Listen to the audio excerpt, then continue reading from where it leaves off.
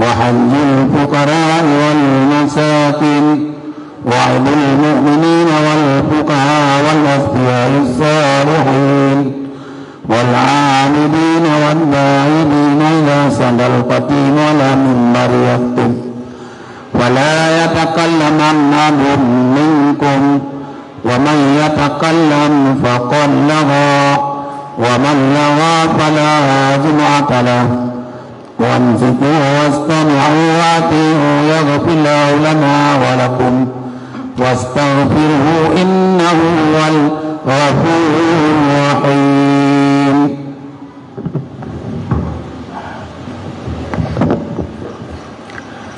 الحمد لله الواحد العطية والصلاة والسلام على خير البرية وعلى آله وأصحابه ذوي النفوس الزكية. قال الله تعالى في القرآن الكريم بسم الله الرحمن الرحيم وما من دابة في الأرض إلا على الله رزقها ويعلم مستقرها ومستودعها كل في كتاب مبين صدق الله العظيم. وقل ربي أدخلني مدخل صدقيا وأخرجني مخرج صدقيا واجعل لي من لدنك سلطانا نصيرا. وقل جاء الحق وزهق الباطل إن الباطل كان زهوقا. أما بعد. Yang pertama, marilah mandu-mandu puja ketanya puja kepada Allah Subhanahu wa taala. Allah yang telah memberikan kekuatan, Allah yang telah memberikan kesehatan, dan Allah yang telah memberikan berbagai nikmat kepada kitanya. Alhamdulillah berkat nikmat yang Allah berikan, berkat kesehatan yang Allah berikan, niba uronyo terhadap kitanya urang agam yang Islam balik dan berakal. Kabisa untuk tunaikan salah satu kewajiban yang diwajibkan oleh Allah, yaitu melaksanakan ibadah Jumat. Selawat dan salam hanatullah sabi-sabi kita alamatkan kepada baginda Rasulullah Muhammad sallallahu alaihi wasallam yang kalian nicok ketanya dari tempat yang penuh dengan kejahilan, yang tidak mengenal ilmu agama, kepada sebuah keadaan yang penuh dengan cahaya ilmu dan penuh dengan cahaya hikmah. Selanjutnya, rahmat dan keampunan tamlaki benar petruh kepada seluruh para alim ulama, baik mereka adalah ulama mutakaddimin, ulama mutaakhirin ataupun ulama-ulama yang lain. Karena tak akui ataupun tidak, bila tanpa perjuangan dan keringat dari para ulama, agama yang benar yang dinemi oleh Nabi Muhammad sallallahu alaihi wasallam tidak akan sampai pada tempat kita tidak akan kita rasakan lagi uronyo rupa. Kemudian ta'zim dan takrim ulung tuan yang pertama sekali yaitu kepada ayah rohani kita Abia. Selanjutnya ta'zim dan takrim ulung tuan kepada seluruh gure-gure ulung tuan, baik yang ada di sini maupun yang ada di sekitarannya. Kemudian ta'zim dan takrim ulung tuan yang paling istimewa adalah kepada seluruh kaum muslimin sidang jamaah Jumat yang dirahmati oleh Allah Subhanahu wa taala. Kaum muslimin sidang jamaah Jumat yang dirahmati oleh Allah, marilah pada kesempatan kali ini kita kaji kembali salah satu firman Allah Ta'ala yang Allah kalamkan di dalam Quran surat At-Tahrim ayat yang ke-6. Di sini Allah Ta'ala nepegah, ya ayyuhalladzina amanu qu anfusakum wa ahlikum nara wa quduhan nasu wal hijarah 'alaiha malaikatun ghiladun shidadun la ya'suna Allah ma amarahum wa yaf'aluna ma yu'marun. Wahai orang-orang yang beriman, jagalah dirimu dan keluargamu daripada api neraka, di mana nerakanya adalah bahan baku utamanya adalah manusia dan bebatuan. alaiha malaikatun ghiladun syidadun. Nerakanya adalah penjaganya adalah para malaikat yang kasar dan tidak ada negosiasi. La ya'sunallah, mereka tidak pernah bermaksiat kepada Allah Subhanahu wa taala. Wa yaf'aluna ma yu'marun, dan mereka selalu mengerjakan apapun yang diperintahkan oleh Allah Subhanahu wa taala. Di dalam ayatnya secara jelas Allah Ta'ala memerintahkan kepada orang-orang yang beriman agar mereka menjaga dirinya daripada neraka, agar mereka menjaga keluarganya daripada neraka, di mana nerakanya adalah bahan bakar utamanya adalah manusia dan anebate. Penjaga daripada neraka adalah para malaikat yang mereka siap dengan segala perintah Allah. Mereka adalah malaikat yang kasar, yang tidak mau negosiasi apapun dengan manusia. Mereka siap untuk melakukan apapun yang diperintahkan oleh Allah Subhanahu wa taala.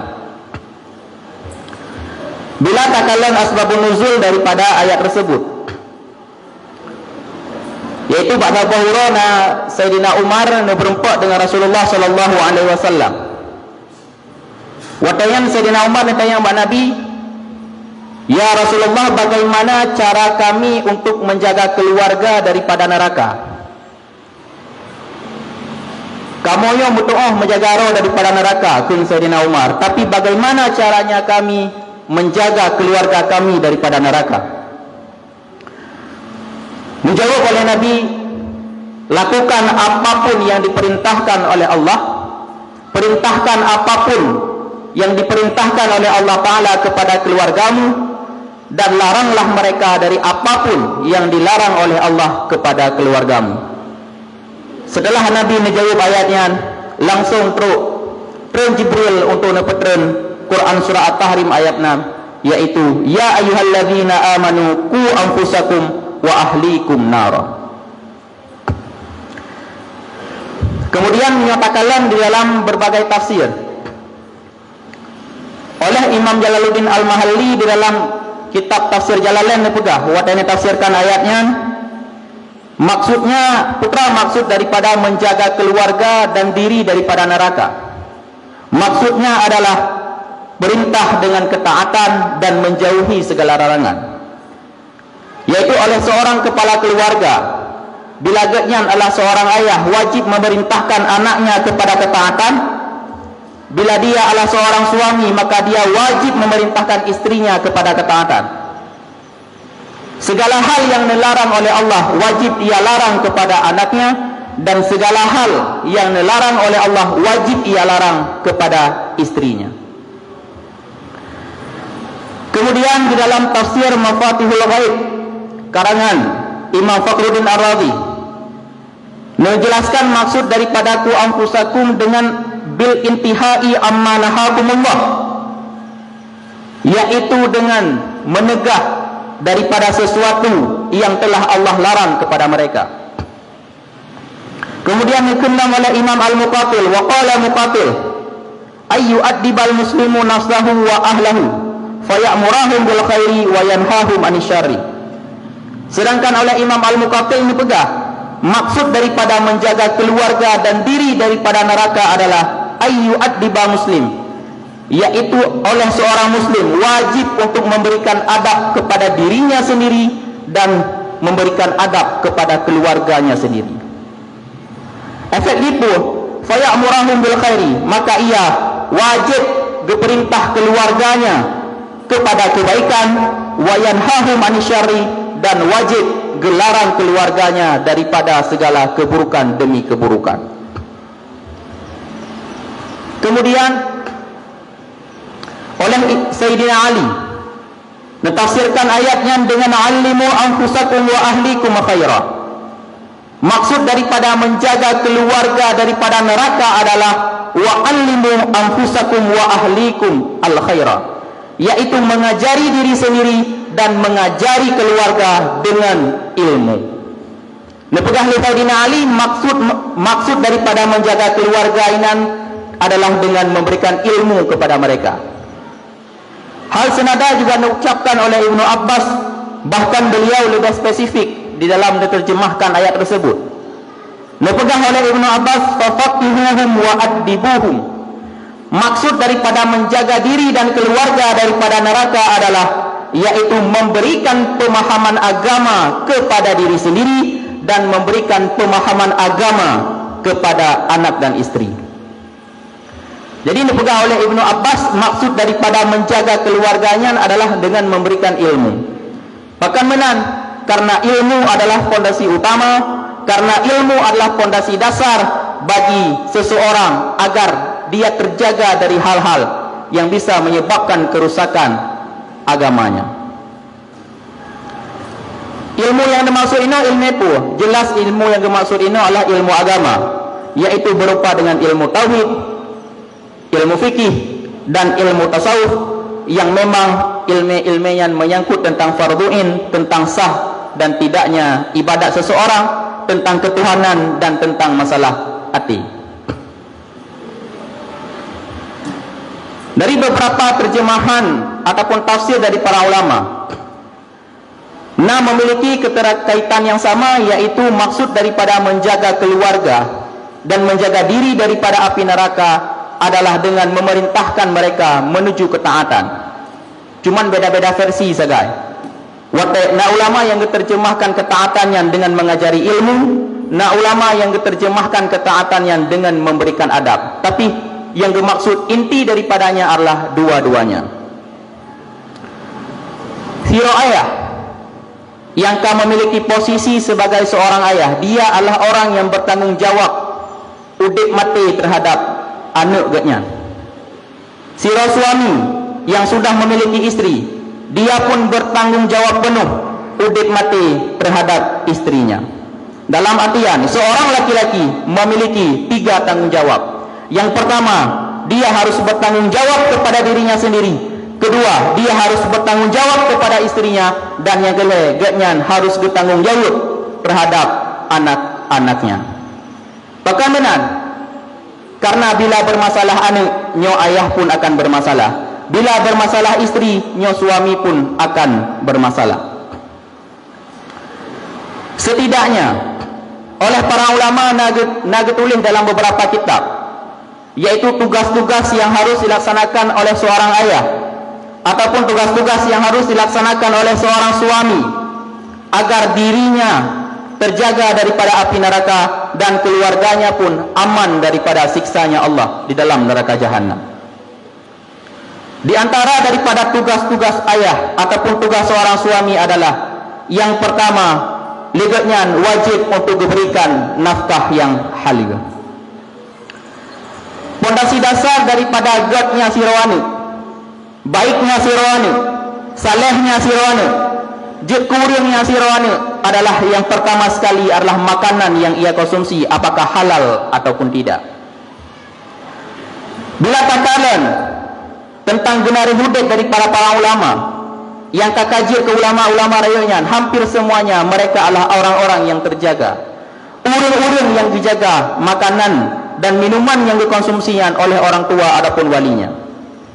Tacok contoh sabuh lagi Imam Syafi'i. Imam Syafi'i memang keawaikan ke yatim, dan yang jaga agaknya adalah maknya. Mak Imam Syafi'i adalah orang yang malim, dalam arti dia tahu apa yang pantas dikonsumsi oleh anaknya. Mak Imam Syafi'i tidak akan kebiarkan Imam Syafi'i untuk memakan makanan yang syubhat, apalagi makanan-makanan yang haram.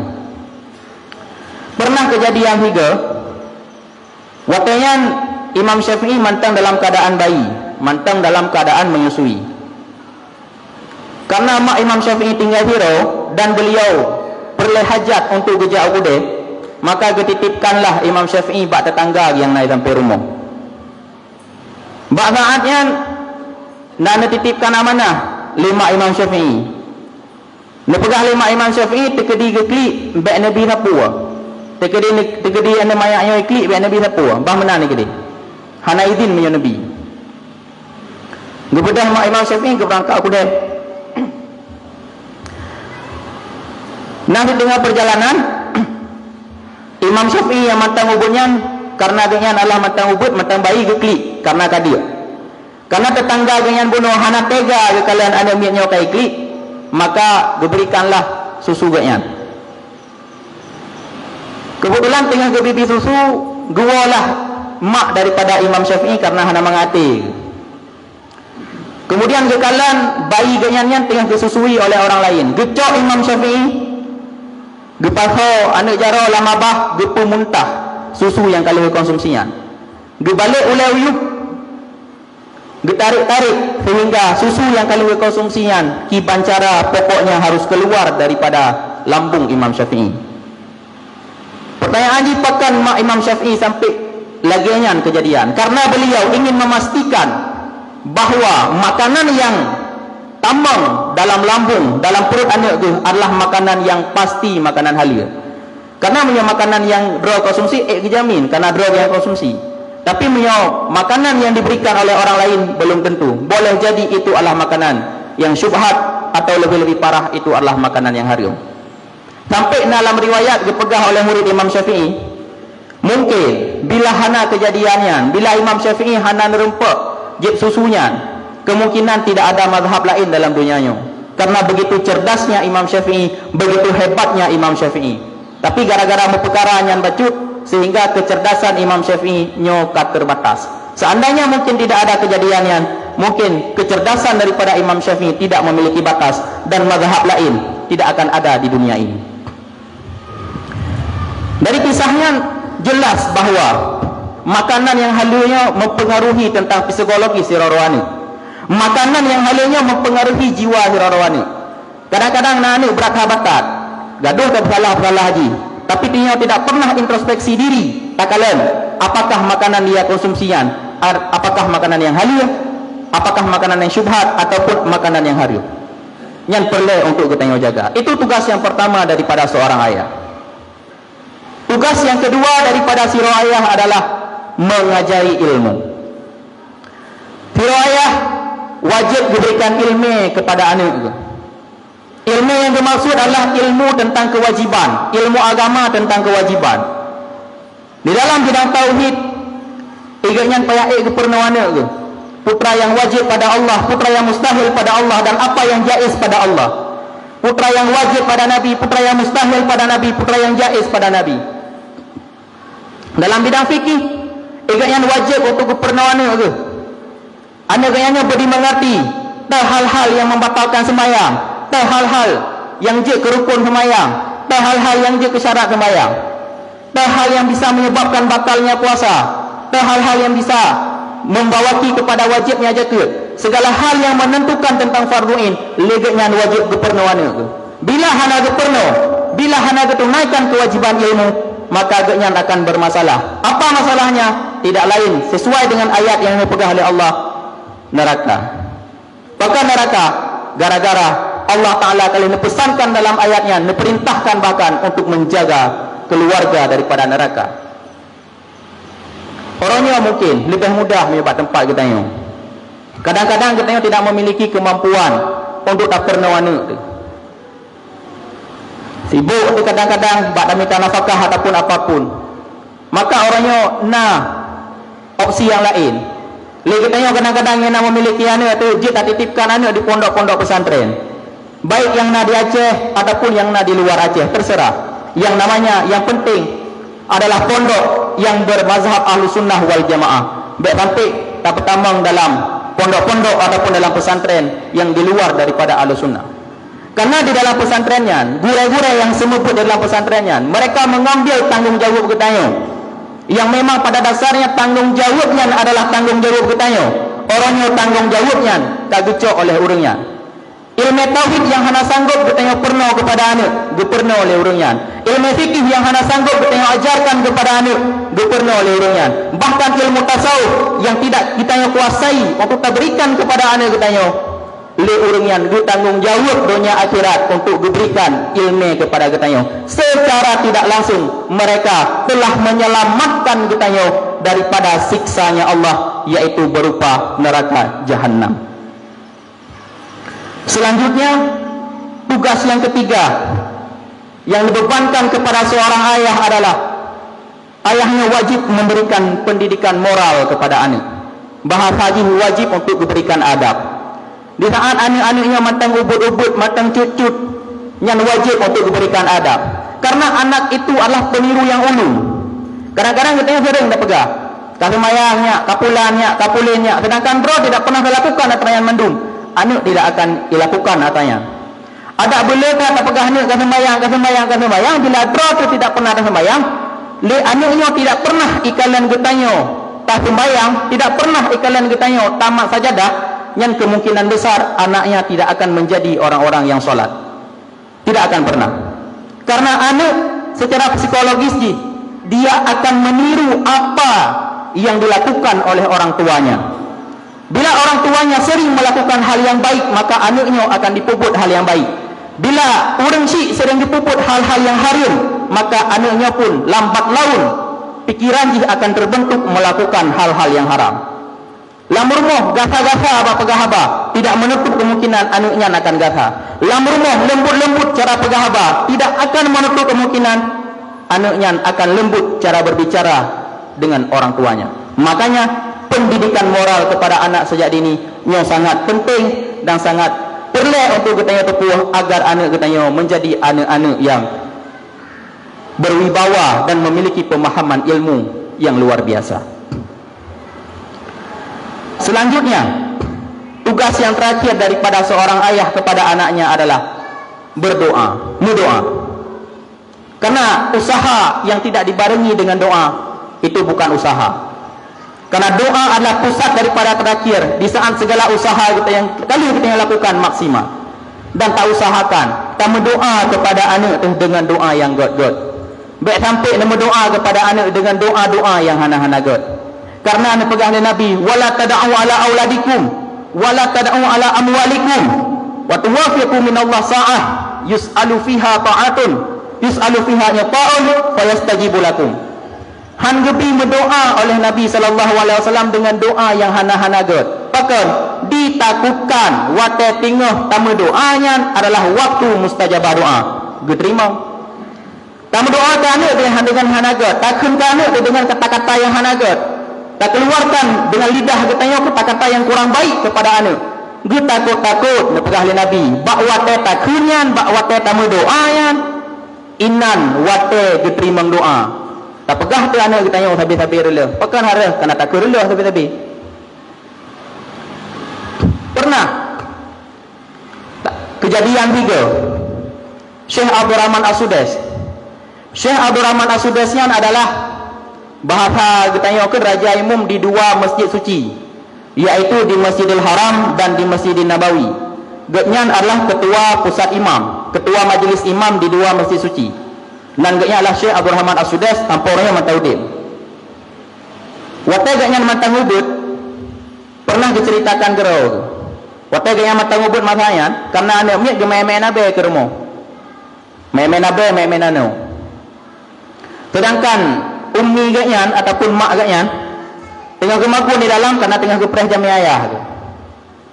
Tingkat cerita makanan dihidangkan inan bak ruang tamu, gepeduk inan mandum bak ruang tamu. Karena jami karap perut dikun oleh ummi gaknya bak ayah tu, dia tamang jami karena makanan kasiap. Tiba-tiba ketamang Syekh Abdul Rahman As-Sudais gecok ano yang nak bajaro ge hipriuk masabah makanannya hanya tinggal mau becut. Mungkin menyatanya takalan keadaan anu yang lagi kan jami karapru makanan kali tahidang abeh ibu habe. Mungkin dengan emosi kita akan tak ungkapkan kata-kata yang hanagat kepada anak. Tapi ibunda ataupun umi daripada Syekh Abdul Rahman As-Sudais tidak begitu. Kenaganya adalah orang yang paham tentang ilmu agama. Dalam keadaan emosi bengih tetap bengih, tapi cara mengutarakan emosi benar. Gekun lekanyan izhab ilal Makkah nulah. Hai ni berdoa saja ke dekat Makkah bejek kerajaan umum kah ini. Lagian ucapkan dan bit-bit 30 tahun kemudian perkataan ibunda daripada Syekh Abdul Rahman As-Sudaisnya menjadi kenyataan. Orangnya getnya menjadi imam besar di 2 masjid suci, yaitu di Masjidil Haram dan Masjidil Nabawi. kaum muslimin sidang jamaah Jumat yang dirahmati oleh Allah Subhanahu wa taala.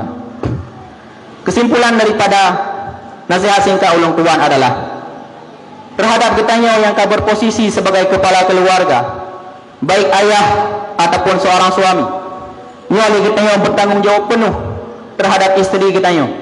Kitanya bertanggungjawab penuh terhadap anak-anak kitanya. Karena Godnya udah kitanya tergantung daripada urungnya. Tamang surga kitanya tergantung daripada tidak bermasalahnya urungnya. Baik sampai kitanya akan selesai dengan Allah, kitanya akan selesai dengan Rasulullah, tapi anak kitanya tidak selesai dengan Allah, rumah kitanya tidak selesai dengan Allah, maka urang kira tengah tanya akan dituntut pertanggungjawaban oleh Allah Ta'ala, dan kitanya harus siap menerima segala resikonya. Ini tertamang dalam rukun dua Al-Khutbah. Tengku simak miana kesalahan, tengku tegur supaya sah Jumat kitanya.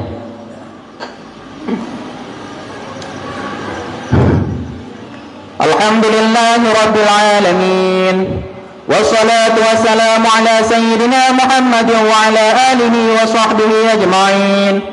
Ayuhan nas, ittaqullaha haqqa tuqatih wa la tamutunna illa wa antum muslimun. Bismillahirrahmanirrahim. Qul huwallahu ahad, Allahus samad, lam yalid wa lam yulad wa lam yakul lahu kufuwan ahad. Barakallahu li wa lakum fil Qur'anil azim wa nafa'ani wa iyyakum bima fihi minal ayati wa dzikril hakim wa taqabbala minni wa minkum tilawatahu innahu huwas samiul alim.